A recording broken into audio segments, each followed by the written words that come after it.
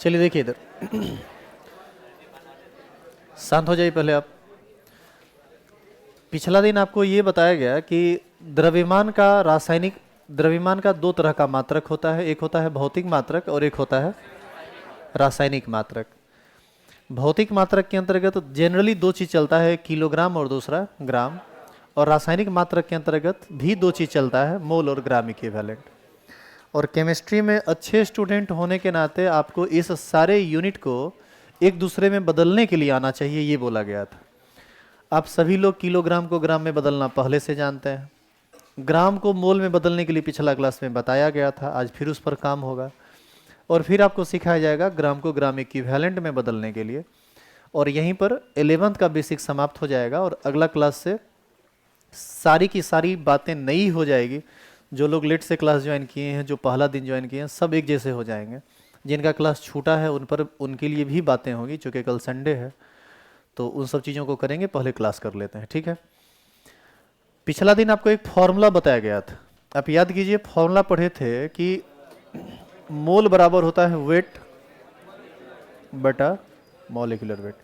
कल एक टेबल ही बनाने दिया गया था, क्या वो टेबल पूरा किए? जो जो होमवर्क आपको दिया गया था, होमवर्क पूरा हो गया है। अब एक चीज़ देखो, स्टैंडर्ड 11th और 12th के स्टूडेंट का कॉपी जनरली चेक नहीं होता है। इसलिए चेक नहीं होता है, होना चाहिए, होता नहीं है क्योंकि एक तो भीड़ भाड़ ज़्यादा रहता है। दूसरी बात है कि सिलेबस इतना ज़्यादा बड़ा है कि यदि हम लगातार आपका कॉपी चेक करेंगे तो फिर आपका सिलेबस ख़त्म नहीं होगा। इंग्लिश, केमिस्ट्री, फिजिक्स, मैथ्स वाले टीचर का एक एक सेकंड इम्पॉर्टेंट होता है क्लास का, उसमें चीज़ों को बर्बाद नहीं कर सकते हम। तो ऐसी स्थिति में, और दूसरी बात है कि हम लोग ये सोचते हैं कि तुम लोग स्टैंडर्ड 12th के हो तो तुम इस बात को समझते हो कि तुम्हारे लिए क्या ज़रूरी है क्या ज़रूरी नहीं है। तुमको यदि लगता है कि होमवर्क बनाना चाहिए तो तुम बनाओगे ही, कोई नहीं रोकेगा बनाने से। और तुमको यदि लगता है कि होमवर्क नहीं बनाना चाहिए, हमारे लिए कुछ कोई ज़्यादा ज़रूरी नहीं है, तो ऐसी स्थिति में हम चेक करें, तुम्हारे साथ मारपीट करें, तुमको हम बात कहें। अच्छा एक बात बताओ, ज़बरदस्ती मारपीट के पढ़ाया जा सकता है क्या? तो आपकी अपनी इच्छा होनी चाहिए काम करने की। तो आपसे रिक्वेस्ट ज़रूर हम करेंगे कि आप हर दिन बना के लाइए। जहाँ जो समस्या होती है उसको आप क्लास में या ऑफिस में डिस्कस कर लीजिए। बावजूद इसके आप नहीं करेंगे तो इसमें हमारा कोई नुकसान नहीं है, नुकसान सिर्फ और सिर्फ आपका होगा। क्योंकि क्लास में जब आप आइएगा, बैठिएगा, रुपया तो हम आपसे ले ही लेंगे। आप पढ़ के नहीं जाइएगा तो नुकसान आपका होगा। तो देख लीजिए कि आपको क्या करना है। तो हमारे ख्याल से इसमें यदि आप थोड़ा भी पॉजिटिव माइंड हो गए तो अभी शुरुआत किए हैं, डेली का डेली काम करेंगे तो धीरे धीरे आप स्ट्रांग हो जाइएगा। फील कीजिएगा कि केमिस्ट्री उतना भारी नहीं है जितना आप समझते हैं। बस जितना काम देते हैं, देखते हो हम हर दिन थोड़ा थोड़ा ही ना काम देते हैं, बस इसको करके आना है। तो जो करके आए हैं बहुत बढ़िया, जो नहीं करके आए हैं वो ज़रूर कर लीजिएगा, वो बहुत इंपॉर्टेंट है। जिनका क्लास छूटा हुआ है उनको आज का क्लास समझने में थोड़ी दिक्कत होगी, उस पर बात हम लास्ट में करेंगे। तो ये फॉर्मूला आपको लिखाया गया था। चलिए इसी पर एक दो क्वेश्चन करके फिर हम आगे बढ़ते हैं। क्वेश्चन लिखिए तो। 980 ग्राम H2SO4 बराबर, पहला क्वेश्चन है कि कितना केजी होगा। दूसरा क्वेश्चन है कि ये कितना मोल होगा। ग्राम को केजी में बदलने के लिए कितने लोगों को आता है, हाथ खड़ा करो। कैसे बदलते हैं? 1000 से भाग देके, यानी 980 में 1000 से भाग दे देंगे तो किस में बदल जाएगा? केजी में। तो पहला आंसर आपका हो जाएगा 980 बटा 1000, और इसको आप भाग दीजिएगा तो ये आएगा आपको 0.98। यही आपका आंसर हो जाएगा। अब बताइए 980 ग्राम H2SO4 को किस में बदलना है? मोल में। मोल का क्या फॉर्मूला होता है? वेट बटा मॉलिक्यूलर वेट। जैसे तुम ग्राम को 1000 से भाग दे के केजी में बदल दिया, वैसे ही यदि तुमको ग्राम को मोल में बदलना है तो इसमें फिर भाग ही देना पड़ेगा। किस चीज से? मॉलिक्यूलर वेट से। तो 980 में भाग देंगे किस चीज से? मॉलिक्यूलर वेट कितना? H2SO4 का मॉलिक्यूलर वेट 98 होता है, तो 98 से भाग देंगे तो बताओ कितना आ जाएगा? 10। क्या बहुत भारी लग गया ये?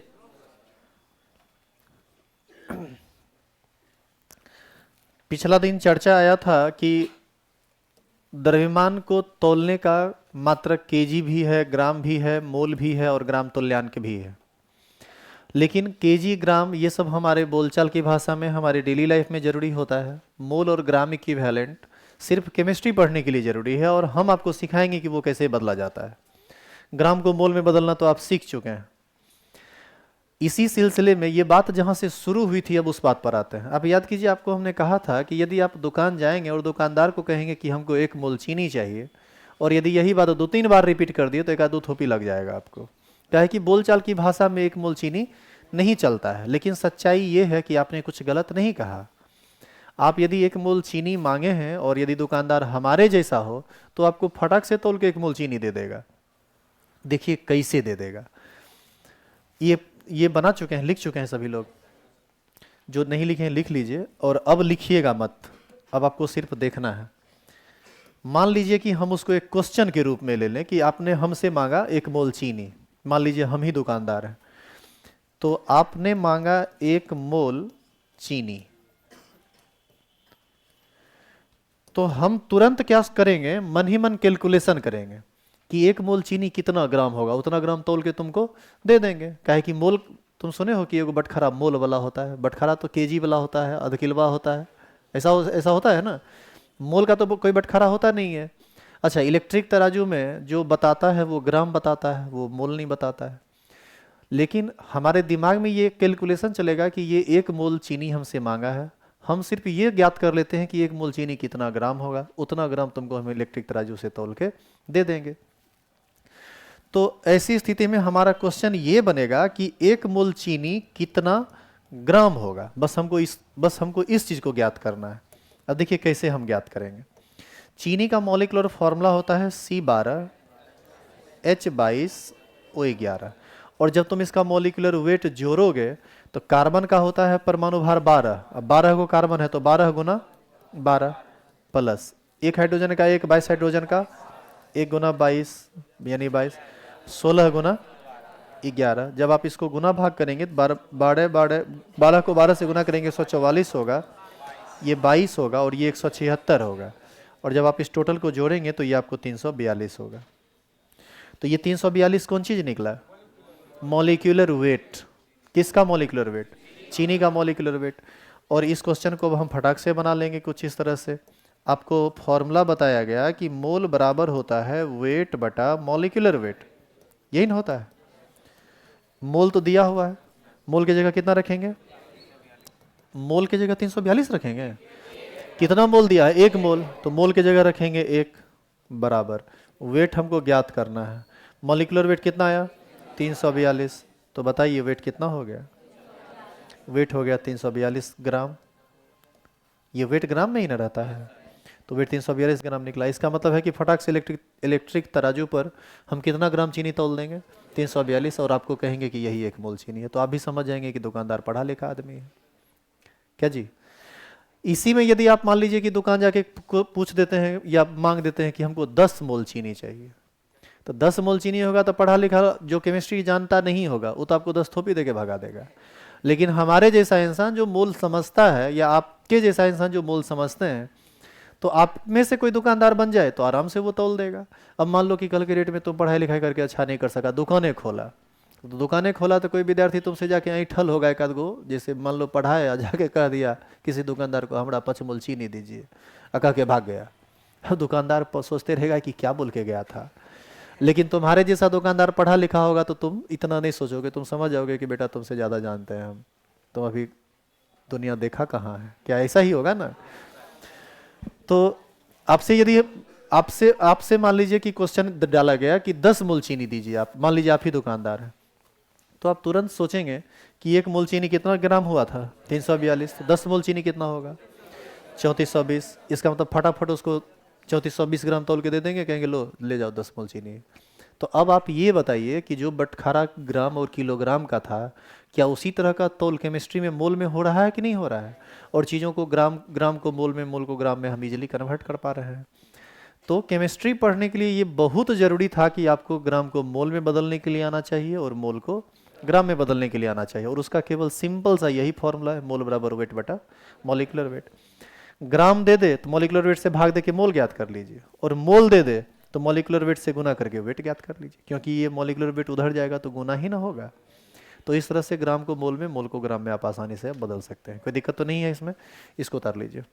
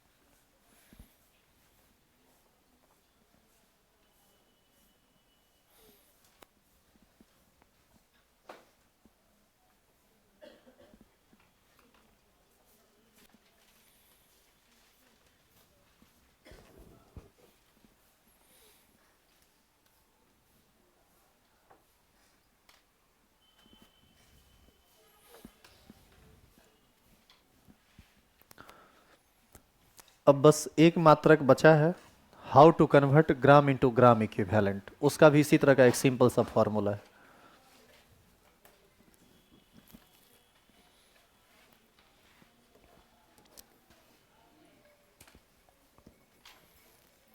हेडिंग लिखेंगे,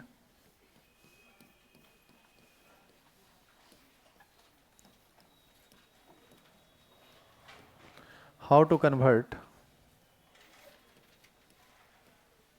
ग्राम इंटू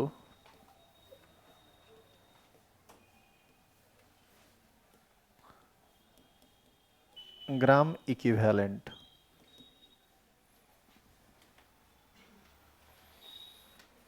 यहां ही बस तुम एक फॉर्मूला याद कर लो,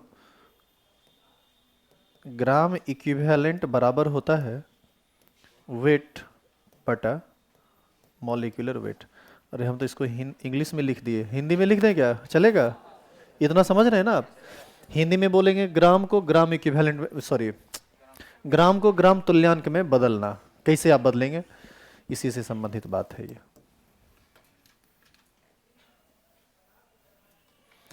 आप याद कीजिए, मोल बराबर होता था वेट बटा मॉलिक्यूलर वेट, और ग्राम इक्विवेलेंट बराबर है वेट बटा, अरे रे रे सॉरी, इक्विवेलेंट वेट होता है, ये गलत लिखा गया था।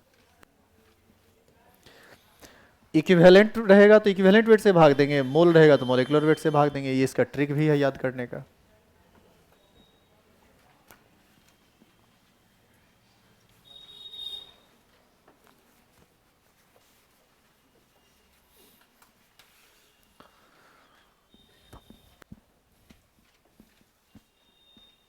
हो गया, लिख ली।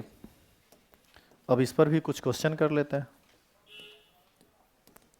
लिखिए तो, 200 ग्राम CaCO3 बराबर कितना ग्राम इक्विवेलेंट होगा?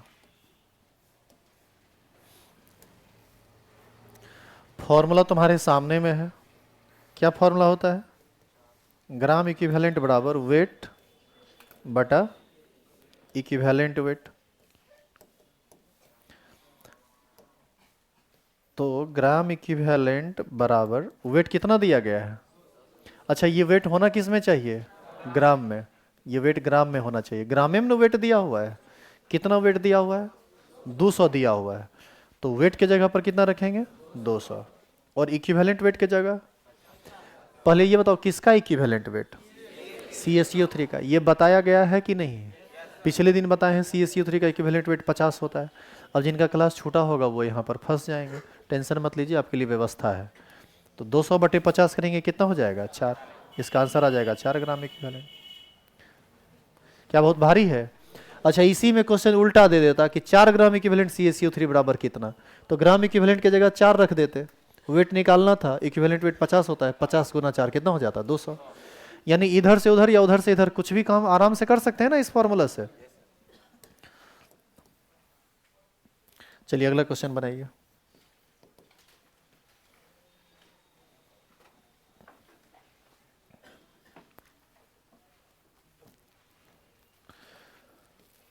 9800 ग्राम H2SO4 बराबर,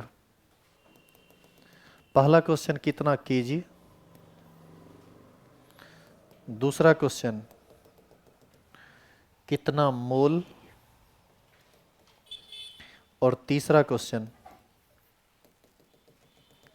कितना ग्राम इक्विवेलेंट। ये आपको सॉल्व करना है।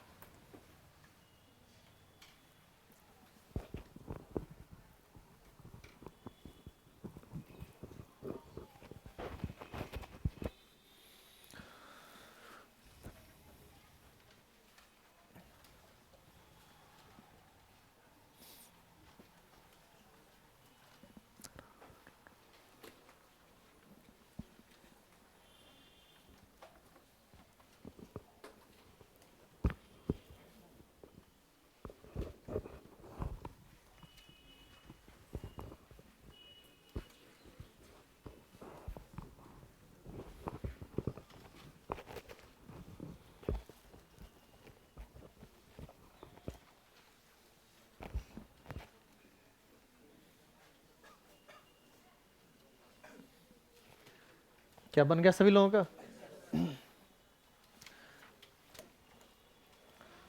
तीनों क्वेश्चन बन गया। ऐसे कितने लोग हैं, हाथ खड़ा कीजिए। ऊपर का 2 क्वेश्चन बना, वो सभी हाथ खड़ा कीजिए। चलिए बना रहे हैं, बनाइए तो तेजी में बनाइए।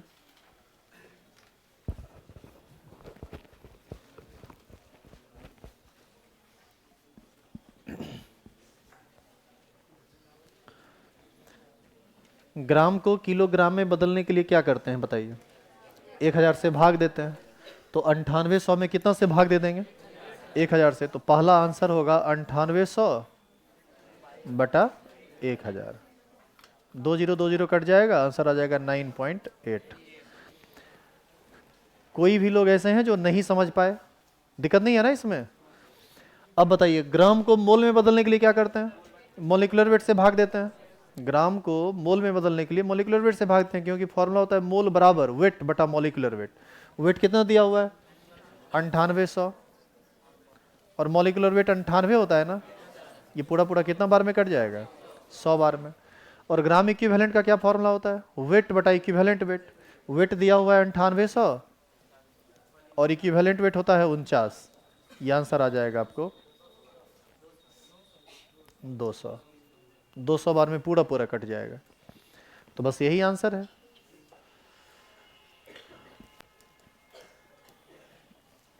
एक लास्ट फॉर्मूला लिख लीजिए। ग्राम इक्विवेलेंट बराबर होता है n फैक्टर गुना मोल।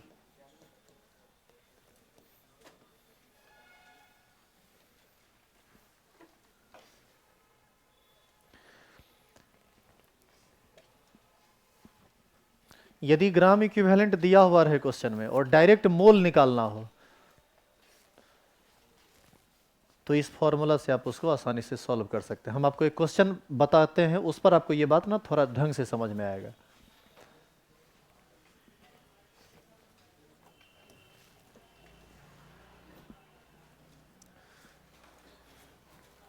शुरू करें इसको। तुम लोग कोई भी बनाना मत, सिर्फ देखो तो इधर। एक क्वेश्चन है जिसमें हम आपको कहते हैं कि 10 ग्राम इक्विवेलेंट CaCO3 कितना मोल होगा। इस क्वेश्चन को हम 2 मेथड से बना सकते हैं। पहला मेथड देखिए, थोड़ा डिटेल वाला मेथड है, थोड़ा कॉम्प्लेक्स होगा। बताइए कि आप पढ़े हैं ग्राम इक्विवेलेंट बराबर होता है वेट बटा इक्विवेलेंट वेट, यही होता है ना। कितना ग्राम इक्विवेलेंट दिया हुआ है? 10। तो यहाँ रखेंगे 10 बराबर वेट निकालना है, और इक्विवेलेंट वेट कितना होता है? 50। तो बताओ यहाँ से वेट बराबर हो जाएगा 500 ग्राम। क्या कोई दिक्कत है इसमें? और तुम ये बताओ कि मोल का फॉर्मूला तुम क्या पढ़े हो? वेट बटा मॉलिक्यूलर वेट। मोल ज्ञात करना है ना। तो वेट कितना आया आपको? 500 ग्राम। तो 500 बटा मॉलिक्यूलर वेट कितना होता है CaCO3 का 100, तो भाग दे देंगे तो आ जाएगा आपको 5 मोल, यानी आंसर आ गया कितना 5, यानी ये आंसर होगा 5। तो ये हो गया फर्स्ट मेथड, ये थोड़ा लेंदी मेथड हो गया। इस तरह के क्वेश्चन का ये थोड़ा लंबा चौड़ा प्रकरण हो गया। देखिए कितना आसानी से बनेगा सेकेंड मेथड से।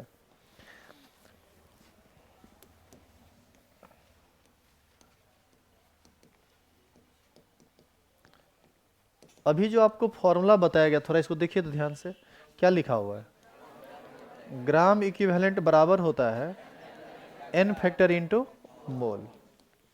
क्वेश्चन में कितना ग्राम इक्विवेलेंट दिया 10, तो यहाँ लिखते हैं 10 बराबर n फैक्टर, CaCO3 का n फैक्टर 2 होता है, 2 गुना मोल। बताइए मोल बराबर कितना हो जाएगा, मोल बराबर हो जाएगा 10/2 बराबर कितना, यानी 5 मोल। कौन आसान लगा, ये आसान, आसान दोनों है, भारी तो है ही नहीं, शुरुआत में क्या भारी होगा केमिस्ट्री, आसान दोनों है। इसमें थोड़ा लिखना ज़्यादा पड़ेगा, उसमें शॉर्टकट में बन जाएगा। तो आप दोनों मेथड से बना लीजिए, और जो आपको सुविधाजनक लगे, जिसमें आप समझ सकें, आना जरूर चाहिए ये चीज़, लिख लीजिए इसको। और यहीं पर ये बेसिक हो गया आपका समाप्त। अभी तक जो पढ़ाई आप कर रहे थे, यह सारी की सारी बातें ऑलरेडी हो चुकी है। 11th में डिटेल में ये सब बात आपको बताया गया था, हम बस आपको एक रिवीजन करवा रहे थे। और जो लोग 11th नहीं पढ़े हैं उनको बता रहे थे कि आपको ये सब जानना है, क्योंकि इसके बिना केमिस्ट्री, 12th केमिस्ट्री पढ़ने की कल्पना भी आप नहीं कर सकते हैं, खास करके फिजिकल केमिस्ट्री। तो ये निहायत ज़रूरी था, इसको समाप्त हम कर रहे हैं। अब आगे बढ़ते हैं। आगे अब जो टॉपिक स्टार्ट होगा, इसमें सभी लोगों के लिए बातें बिल्कुल नई होगी। जो भी लोग बैठे हुए हैं सबके लिए बात नया होगा। इसीलिए अभी तक जो लोग 11th में पढ़े थे मन लगा के, उनको लग रहा होगा कि क्या शुरू हो गया है, बोर हो रहे होंगे, क्योंकि ये सब बात उनको पहले से आता है। जो नहीं जानते थे उनको तो ठीक ही लग रहा होगा। अब यहाँ से सब के लिए एक जैसा क्लास है। आगे का जो बात है, जो अब शुरू होगा, इस बात से कोई फर्क नहीं पड़ता है कि आपका क्लास छूटा हुआ है, आप लेट से आए हैं। समझ में सभी को बिल्कुल एक जैसा आएगा, यदि आप सभी लोग एक जैसा ध्यान देंगे तब। ध्यान नहीं देंगे तब तो खैर कोई बात ही नहीं है। तो जो नए हैं, जो पुराने हैं, जो आज आए हैं, जो 2 दिन से आ रहे हैं, सब अब एक जैसे हो गए। लेकिन उन लोगों के लिए एक बात कहने, जिनका क्लास छूटा है, जो पिछला, आज तीसरा लेक्चर है ना 12th का, तो पिछला 2 क्लास जिनका छूटा हुआ है, या सोमवार को जो लोग आएंगे नए, उनका 3 क्लास टोटल छूट जाएगा। सारा का सारा रिकॉर्डिंग चल रहा है, आप देख रहे हैं। ये सब यूट्यूब पर अवेलेबल हम कर रहे हैं, जितना भी बेसिक होगा हम सब अवेलेबल कर देंगे, क्योंकि जो लोग लेट से आएंगे सब एक जैसे पढ़ेंगे, क्लास की स्पीड सही रहेगी। तो आप सभी लोग जो चीज़ अभी हम पढ़ा रहे हैं, इस चीज़ को आप घर पर जाके भी देख सकते हैं। जो नहीं पढ़े हैं पिछला 2 क्लास, बिल्कुल ऐसे ही रिकॉर्डिंग पीछे भी हुई है, उसको देख सकते हैं यूट्यूब चैनल के माध्यम से। कितने लोग ऐसे हैं जिनका क्लास छूटा हुआ है पिछला 2 क्लास, हाथ खड़ा कीजिए। तो देखिए इतने सारे लोग हैं। आप लोग को समझ में आ रहा है? आप लोग खड़े हो जाइए। अरे कोई ज़्यादा टेंशन मत लो यार, खड़ा हो जाओ, खड़ा हो जाओ। आप लोग चलिए, बस हो गया, इतने से एनालिसिस हो जाएगा। आप लोग को समझ में आ रहा है जो पढ़ा रहे हैं, या दिक्कत हो रही है, समझ कम आ रहा है? तो आप लोग को यदि पूरा का पूरा समझना है यदि इसको, तो इसका 2 तरीका है। पहला तरीका है कि यदि आप लाइन बाय लाइन पढ़ना चाहते हैं, जैसे अभी हम पढ़ा रहे हैं, उस सब देखो रिकॉर्ड हो रहा है, उस सब यूट्यूब पर चला जाएगा। हम अभी आपको ओपन करके दिखाते हैं। तो आप चाहें तो लाइन बाय लाइन पढ़ सकते हैं। आज तीसरा लेक्चर है, ये लेक्चर भी चला जाएगा यूट्यूब पर। तो आप सभी लोग क्या कीजिएगा, एक तरफ से देख के आइएगा, हम समझा देते हैं कि कैसे देखना है। भरवली भी सुन लो, शारदा केमिस्ट्री सर्च करना है यूट्यूब पर, चैनल आएगा शारदा केमिस्ट्री बेगूसराय लिखोगे तो फोटो हमारा ही है, उसमें थोड़ा सुंदर दिख रहे हैं, अभी इसे काले दिखते हैं। तो फिल्टर लगा हुआ होगा, आज तो फिल्टर की दुनिया है भाई, हंस क्यों रहे हैं? अपने बढ़िया बढ़िया फिल्टर लगा के फ़ोटो खींचते हैं, हमारे नाम पर हंस रहे हैं। सुनिए, तो उसमें संयोग से यही जैकेट भी पहने हुए हैं, फ़ोटो जो है उसमें, और ब्लैक कलर का टोपी लगाए हुए हैं। ऐसे हम अभी दिखा देंगे आपको यहाँ पर। उसमें चैनल खोल लीजिएगा, ठीक है, और चैनल खोल के प्लेलिस्ट में चले जाना, और प्लेलिस्ट में सबसे ऊपर में मिलेगा 12th केमिस्ट्री हिंदी मीडियम, उस पर क्लिक करोगे ना तो तुमको 3 लेक्चर मिलेगा, अभी क्लिक करोगे 2 लेक्चर मिलेगा, 2 घंटा के बाद उस पर 3 लेक्चर मिलेगा, जो भी पढ़ा रहे हैं ये भी अपलोड हो जाएगा। तो उसमें L1 L2 L3 करके लिखा हुआ है। तो L1 का मतलब लेक्चर 1, लेक्चर 2, लेक्चर 3।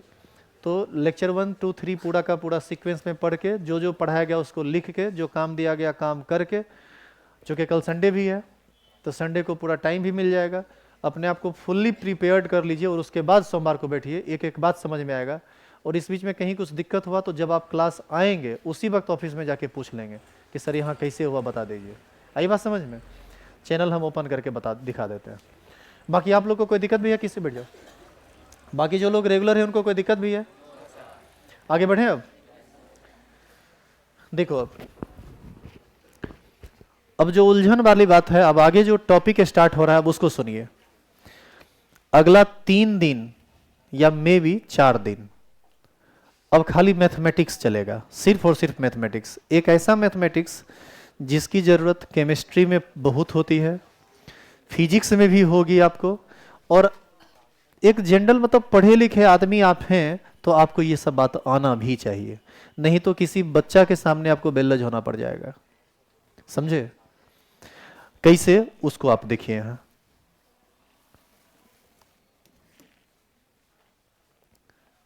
इस बात का चर्चा हम पहले भी किए हैं। जैसे 2 का पावर 2 आप लिखते हैं, चलिए 3 का पावर आप 2 लिखते हैं तो आप क्या लिखते हैं? 3 गुना 3, पावर में जितना रहता है उतना बार गुना कर देते हैं। 3 का पावर 3 क्या होगा? 3 गुना 3 गुना 3। अच्छा, 3 का पावर यदि 4 हो तो क्या लिखते हैं? 3 गुना 3 गुना 3 गुना 3। तो मतलब यही ना कि पावर में जितना रहता है उतना बार लिख के गुना कर देते हैं। इसको गुना करेंगे तो आएगा 9, इसको गुना करेंगे तो आएगा 27, इसको 27 गुना 3 करेंगे जो भी आएगा 81 आएगा। चलिए लिख देते हैं 81। तो इसी तरह से 3 का पावर 4.7632, इसका मान निकालिए। पहले आप ये बताइए कि ये क्वेश्चन सही है या गलत? क्वेश्चन सही है तब तो सॉल्यूशन होना चाहिए। तो सॉल्यूशन कैसे होगा? लगभग 5 नहीं माने, लगभग, अरे वाह बहुत गड़बड़ आ जाएगा आंसर। लगभग, और पावर में जो लगभग मानिएगा ना तो भयानक गलती होगा, तनी मनी नहीं। यहां पर आप अप्रोक्स नहीं ले सकते, नहीं तो करके देखिए। आपको 3 का पावर 5 कीजिए तब आंसर जो आता है उसको लिखिए, और 3 का पावर उतना कीजिए वो जो आंसर आता है उसको लिखिए। हमको लगता है 6-7 अंक का अंतर आ जाएगा। मान लो कि कोई आदमी दिया तुमको 1 लाख, कोई दिया 7 लाख, क्या कहेंगे? लगभग बराबर है। ऐसा तो होगा नहीं। यहाँ पावर में आप वो सब नहीं कर सकते, राउंड फिगर नहीं करेंगे आप पावर में। पावर में एग्जैक्ट कैलकुलेशन करना पड़ता है। तो पहले बताइए कि क्या इसका कैलकुलेशन आप में से कितने लोगों को आ रहा है? हाथ खड़ा कीजिए। कोई भी कर सकते हैं? नहीं कर सकते। आपको समझाया जाएगा कि ये कैलकुलेशन कैसे होता है। केमिस्ट्री में भरा पड़ा है इस तरह का कैलकुलेशन। और दूसरी बात सुनिए, रूट 2532 का पावर 1/2, इसी को ना हम लोग कह सकते हैं रूट 2532 कह सकते हैं, जिसको आप स्क्वायर रूट कहते हैं। अच्छा, 2532 का क्यूब रूट यदि निकालना हो, यानी 2532 का पावर 1/3, 2532 का पावर 1/9, 1/10, 1/20, 30, 100 अनसंट कुछ लिख देगा और कहेगा बताओ मान क्या होगा इसका। तो आप इसको भी निकालना नहीं जानते हैं। तो इस सब, जबकि केमिस्ट्री आप जब पढ़ेंगे तो न्यूमेरिकल में खाली इसी तरह का कैलकुलेशन आएगा, भारी भारी कैलकुलेशन रहता है। लेकिन भारी और आसान में अंतर क्या होता है? जो आपको आता है वो आसान है और जो नहीं आता है वो भारी है। तो भारी को आसान बनाना है और आसान बनेगा सीख के। यही चीज़ हम आपको सिखाएंगे कि आप इसका कैलकुलेशन कैसे करते हैं। अब सुनिए, इसका कैलकुलेशन होता है लॉग की मदद से, एंटी लॉग की मदद से। एक टेबल आपको दिया जाएगा उसकी मदद से, जिस असाइनमेंट के बारे में पिछला क्लास में हम चर्चा किए थे ना। अब उस टेबल को थोड़ा आप अपनी नज़रों से देखिए कि ये टेबल क्या है।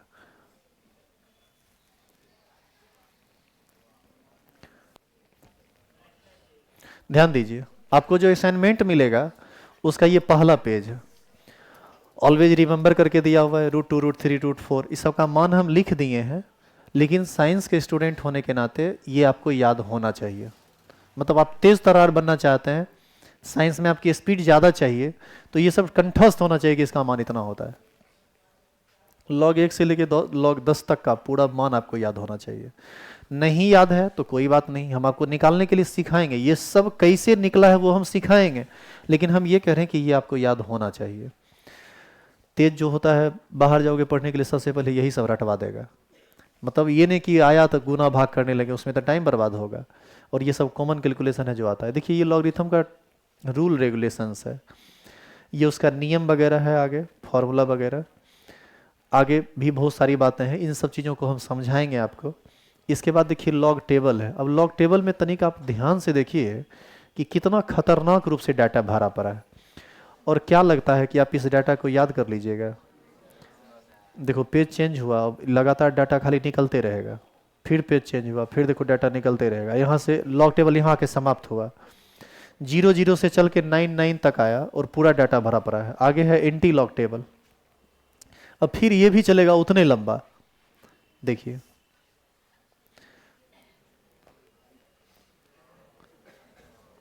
देख रहे हो, यहाँ पर जाके समाप्त होगा। एटॉमिक नंबर, एटॉमिक मास, ये तो हम आपको पहला क्लास में लिखाए ही थे ना, लेकिन इसमें फिर भी लिखा हुआ है, इसमें और एडिशनल कुछ कुछ एलिमेंट का लिखा हुआ है, तो वो सब हम आपको समझा देंगे।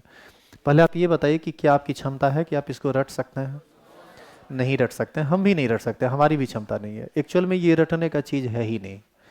यदि इससे संबंधित कोई क्वेश्चन आएगा तो एग्जाम हॉल में आपको लॉग टेबल देगा या कुछ डाटा दे देगा ताकि आप उसको सॉल्व कर सकें, वो सब हम आपको समझाएंगे।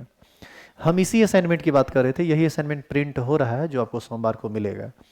तो अगला दिन जब आप आइएगा क्लास, तो पहले असाइनमेंट ले लीजिएगा, तब क्लास में बैठिएगा। दूसरा ऑप्शन ये है कि आपके मोबाइल पर भी ये पीडीएफ जा चुका है टेलीग्राम के माध्यम से। टेलीग्राम शारदा केमिस्ट्री सर्च कीजिएगा, थोड़ा ऊपर ढूंढिएगा तो लॉग टेबल मिल जाएगा। ठीक है, तो जिनको लेना हो ऑफिस से ले लीजिएगा, जिनको नहीं लेना हो हमारे ख्याल से ले लेना चाहिए आपको, काहे कि पूरा फिजिकल केमिस्ट्री में अगला 5 महीने इसका जम के ज़रूरत पड़ेगा। बाकी आप होशियार हैं, आप देख लीजिए क्या करना है। आइए अब हम आपको बताते हैं कि इस तरह के कैलकुलेशन को कैसे किया जाता है और अगला क्लास में आपको क्या पढ़ाया जाएगा। अभी आपको कुछ लिखना उखना नहीं है। देखो इधर, जैसे क्वेश्चन है कि 2 का पावर 3.245 इसका मान क्या होगा। मान लीजिए कि यही क्वेश्चन है। इस क्वेश्चन को देखो हम सॉल्व कर रहे हैं, तुम खाली ये चेक करना कि तुम फंस कहां कहां रहे हो।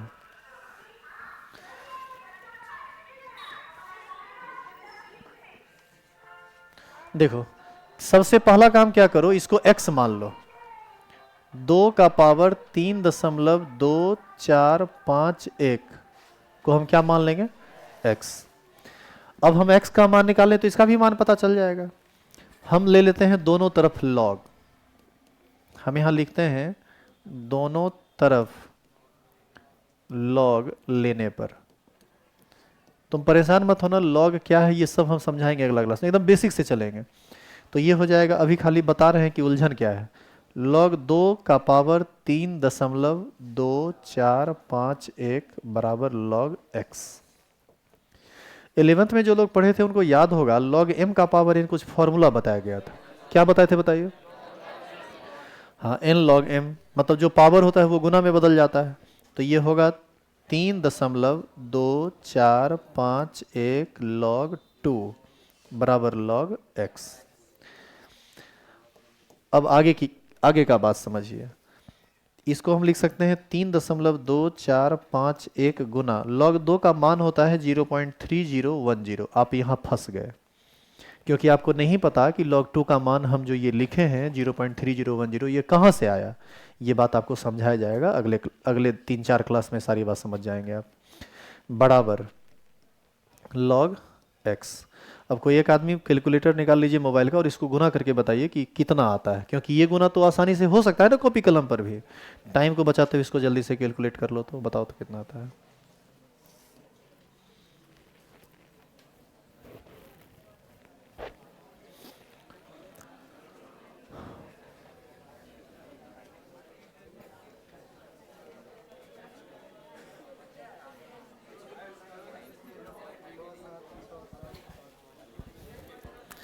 क्या बोले, हमको निकालना पड़ेगा मोबाइल का?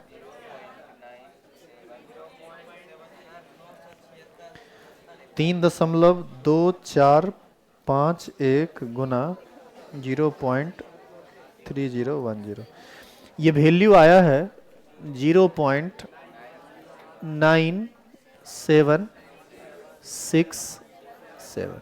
बस दशमलव के बाद 4 अंक तक बहुत हो गया, उससे ज़्यादा लिखने की ज़रूरत नहीं है। तो ये गुना तो सुनिए, मोबाइल की मदद से अभी हम कर लिए, लेकिन ये गुना तो आप कॉपी कलम पर भी तो कर सकते हैं ना। तो ये गुना हो गया, तो इसको गुना करके लिख दिए इतना, बराबर log x जो लिखा हुआ था लिख दिए। अब सुनो, x को अलग करना है तो log को इधर भेजना पड़ेगा। log जब बराबर के उस साइड जाता है तो वो एंटी log में बदल जाता है, यानी इसी को हम लिख सकते हैं एंटी log 0.9767 बराबर कितना x। यानी यहां से हम कह सकते हैं कि x बराबर होगा एंटी log ऑफ 0.9767। अब हमको यदि एंटी log इतना का मान निकालने के लिए आ जाएगा तो x का मान भी आ जाएगा। अब ये मान आपको निकालने के लिए भले नहीं आ रहा हो, हमको आता है। अब देखिए हम कैसे उस टेबल की मदद से इसको निकालेंगे। चलिए कोई एक आदमी कॉपी निकालिए तो इस संख्या को लिख लो। तो कोई एक आदमी, सब नहीं, हम अपने हेल्प के लिए बात कर रहे हैं। एक आदमी लिखो ना, कहीं कॉर्नर में लिखो 9767। लिख लिया? उसको कट कर दिए थे क्या जी टेबल को?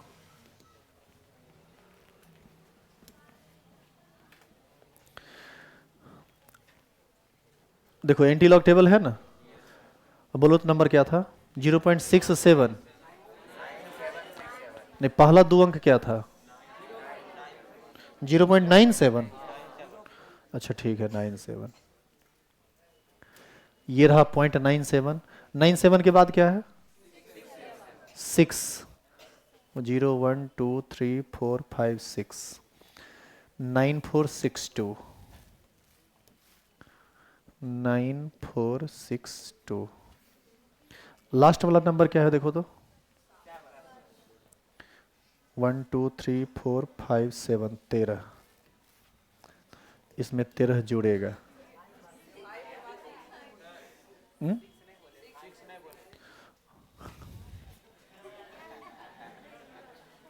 1 2 3 4 5 7। ओ अच्छा, ऐसा गड़बड़ हो रहा है। 1 2 3 4 5 6 7 15। 15 जोड़ दीजिए।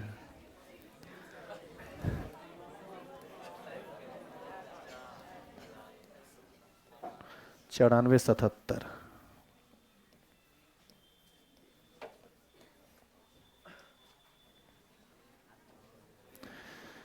यही इसका आंसर होगा। अब आपके पास मोबाइल का साइंटिफिक कैलकुलेटर है ना, उसमें आप करके देखिए, आपको ये आंसर आ जाएगा। अब सुनो, पहले रुको, आप घबराइए नहीं, आप चीज़ों को देखकर डरिए नहीं। ये डरने का चीज़ नहीं है, ये समझने का चीज़ है। और जिस चीज़ से आपको ज़्यादा डर लगे ना, उस चीज़ के बारे में पढ़ना शुरू कर दीजिए, बहुत आसान लगने लगेगा। ध्यान दो इधर, आप कहाँ कहाँ फंसे वो देखिए। आप फंसे log 2 के मान में, आप फंसे एंटी log इसके मान में, आंसर तो निकल गया। अच्छा, आप यहाँ भी फंसे log के रूल रेगुलेशन में। तो सबसे पहले हम आपको बताएंगे log का रूल रेगुलेशन, फिर बताएंगे log टेबल को ऑपरेट करना, किसी संख्या का log कैसे निकालते हैं, फिर आपको बताएंगे एंटी log टेबल को ऑपरेट करना, मतलब किसी संख्या का एंटी log कैसे निकालते हैं। तो ये सब काम तुरंत में होने वाला नहीं है, अभी रुकेंगे, बैठेंगे भी आप, ये सब काम होगा नेक्स्ट क्लास में। लेकिन कुछ जरूरी चीज आप इधर देखिए, सबके लिए है ये। ऑफलाइन क्लास में जो बैठे हुए हैं उनके लिए मैं बात कर रहा हूं।